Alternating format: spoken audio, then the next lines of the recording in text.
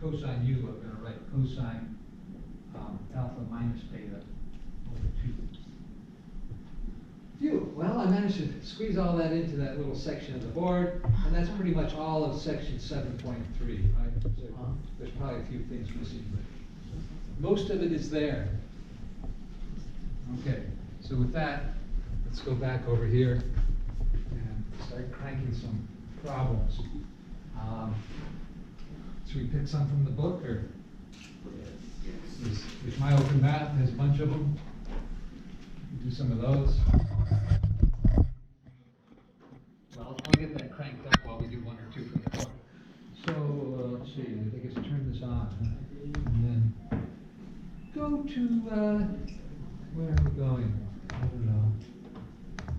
We're going to take a trip in a balloon. My Open Math. Log on.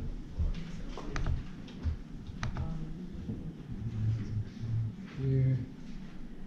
And what was it? Last week we had 7.2 addition identities. Okay, we already did that. So here's 7.3. We're going to workshed these problems a little bit, but we can pick out some from the book. 7.3. If you have some requests, let me know. Otherwise, I'll just do a random sampling. Okay, random sampling it is. Number 8. Find all the double angle, well, sine, cosine, and tangent double angle, given that secant is 2 and we're in quadrant 4. So this is 7.3, number 8. Given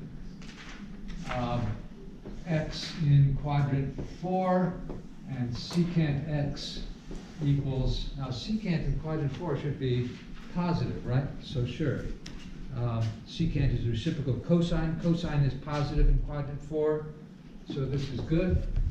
A good value for secant. Secant has got to be either bigger than 1 if it's positive or less than -1 if it's negative, right? It's the reciprocal of cosine.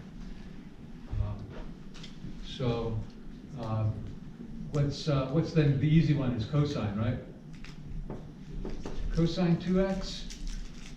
Maybe that's not the easy one. Do we have an identity for cosine 2x? Yeah, it's over there. There's 3 of them, in fact, right? There's one that doesn't involve anything but cosine, right?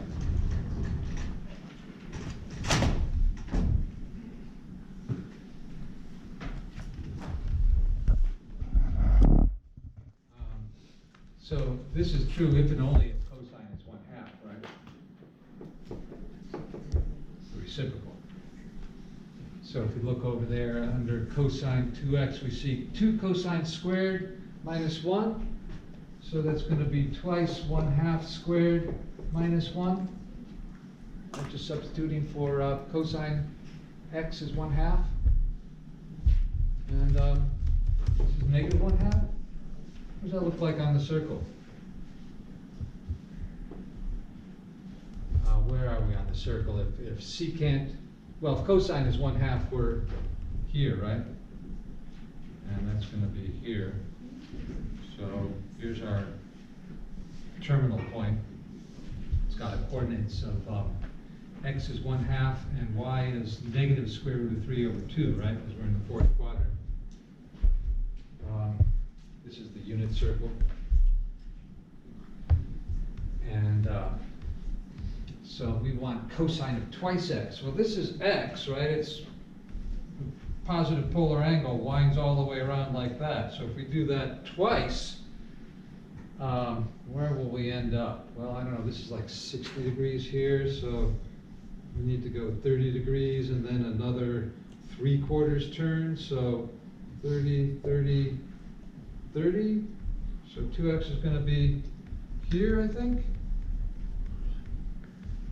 So going around another, I'm not sure about that. Going around another trip, right?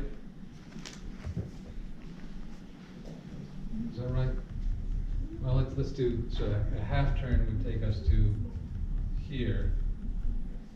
Then another 1/4 turn would take us to here, then another 30 degrees, something like that anyway. So does this make sense? Yeah, sure, actually it does, right? So this is in fact exactly right, huh? So negative 1/2 is the x-coordinate there, right? So cosine 2x takes us to the opposite x position.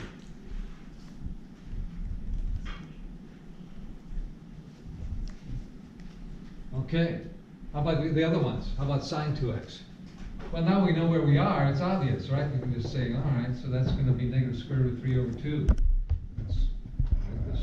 This point here has coordinates negative 1/2, negative square root of 3 over 2. Familiar point on the unit circle. And tangent 2x. I mean, I suppose we could go about using identities, but once you've dialed it up, you're sort of done, right? So tangent is the ratio of y to x, so that's going to be square root of 3.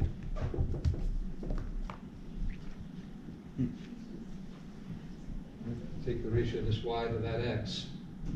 The negatives cancel, the 2's cancel, and you just get square root of 3. Should we try some of these? Well, let's try number 2 here. What do we got? So if tan x is 3/8, is that possible? Sure, tan x can be any real number whatsoever, right? The range of tangent is all real numbers. We're in quadrant 1, so let's dial that up. I think it's always a good idea to orient yourself on the unit circle, right? And make a large circle, makes it easier. So if tangent is 3/8, now where's tangent measured? Tangent is measured on the tangent line, this tangent line. Right, so if this is 1, then where's 3/8? Well, we can chop this into quarters and then chop the quarters in half and mark out 3/8. That's right here, right? So this length here is 3/8, and this length here is 1, right? Unit circle, radius 1. So the ratio, so this is the angle x. So tan x is opposite over adjacent. That's going to be 3/8, right? This is the tangent line.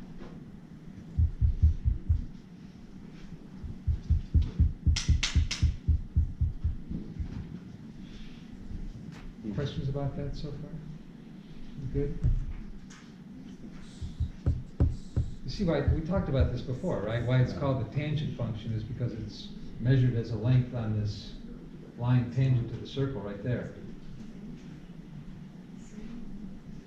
All right, so knowing that, what can we say about, what do they want us to find?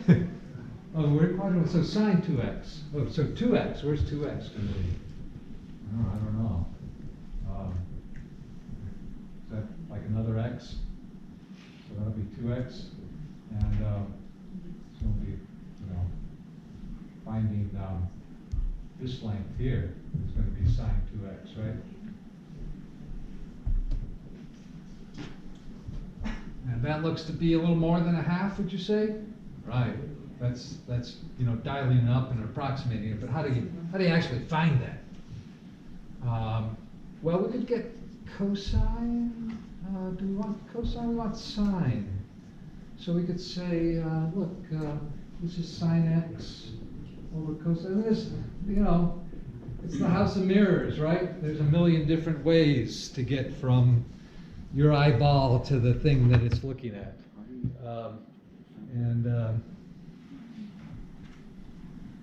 So here's one way. We could say, okay, the ratio of sine to cosine is 3:8. Does that help us at all? What do we want? We want sine 2x, right? So let's do sine 2x. We know that's twice sine x cosine x from the identity, right?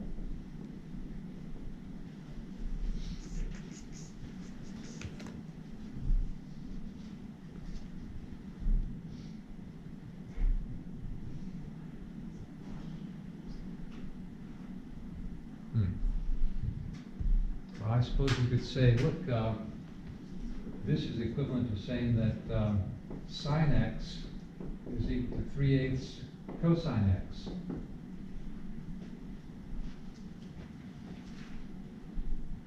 All right. So this is going to be 2 times 3/8 is 3/4 sine squared x. Did that help? No, we don't know what sine x is. Now, some of you might say it's 3, because look, sine x over cosine x is 3/8, so sine is 3, and no, I mean, the ratio is the same, but sine can't be 3, right? Sine has got to be less than 1. So saying sine is 3 is ridiculous. So all we know is the ratio. Okay. I suppose we could have gone the other way, saying cosine is cosine x is 8/3 sine x. I'm just going the other way, so that here you'd have 8/3 times 3 is 16/3 cosine squared x. Does that help? We got sort of the same problem, right? We don't know what